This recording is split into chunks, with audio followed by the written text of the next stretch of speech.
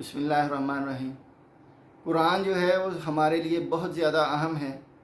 قرآن رب کا کلام ہے، اللہ نے نازل فرمایا ہے۔ جو بھی قرآن سے استفادہ کرتا ہے، اس کو پڑھتا ہے، اس پہ رحمتیں اللہ تعالیٰ نازل فرماتے ہیں، برکتیں نازل فرماتے ہیں۔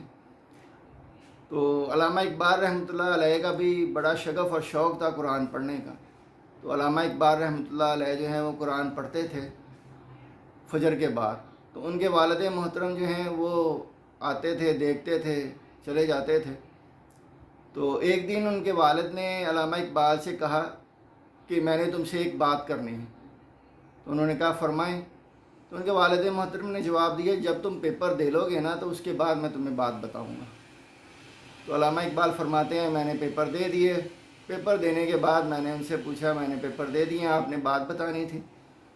تو ان کے والد نے کہا جب تم پاس ہو جاؤ گے نا تو میں پھر تمہیں بات بتاؤں گا۔ تو علامہ اقبال فرماتے ہیں جب میں پاس ہو گیا تو میں نے ان سے پوچھا کہ کیا بات ہے۔ انہوں نے کہا ابھی کچھ دن رکو، میں پھر تمہیں بتاؤں گا۔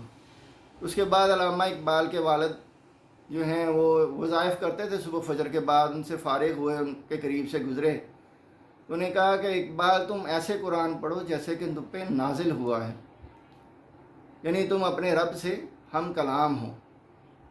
تو یہ علامہ اقبال کے والد نے ان کو نصیحت کی اور نصیحت کر کے چلے گئے۔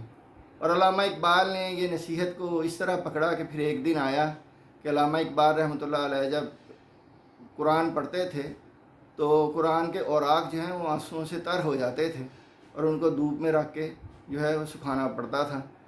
تو ہمیں بھی چاہیے کہ ہم بھی قرآن سے استفادہ کریں اور قرآن کو اس طرح پڑھیں کہ جیسے کہ قرآن ہم پہ نازل ہوا ہے، یہ رب کا کلام ہے، اور اس کو غور سے پڑھنے پر ہی، دلچسپی سے پڑھنے پر، روزانہ پڑھنے پر ہی ہم جو ہے اپنے رب کی رحمتیں اور برکتیں سمیٹ سکتے ہیں۔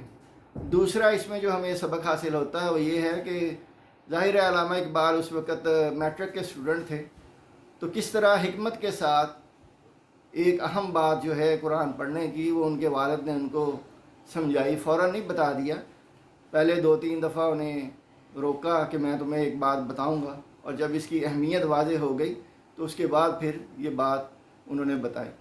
تو یہ بھی ایک ہمیں اس سے سیکھ ملتی ہے کہ اپنے بچوں کو جب کوئی بات بتانی ہو تو پہلے اس کی اہمیت اجاگر کرنا چاہیے، رکنا چاہیے تحمل کے ساتھ۔ جب بات واضح ہو جائے، اس کی اہمیت اجاگر ہو جائے تو اس کے بعد پھر ہمیں وہ بات جو ہے اپنے بچوں کو بتانی چاہیے۔ تو اس سے ہمیں 2 سبق حاصل ہوئے، ایک قرآن ایسے پڑھنا جیسے کہ رب کا کلام ہو اور ہم پہ نازل ہو رہا ہو، اور دوسرا حکمت کے ساتھ اہمیت اجاگر کر کے اپنی بات کو اپنے بچوں تک یا کسی اور تک پہنچانا۔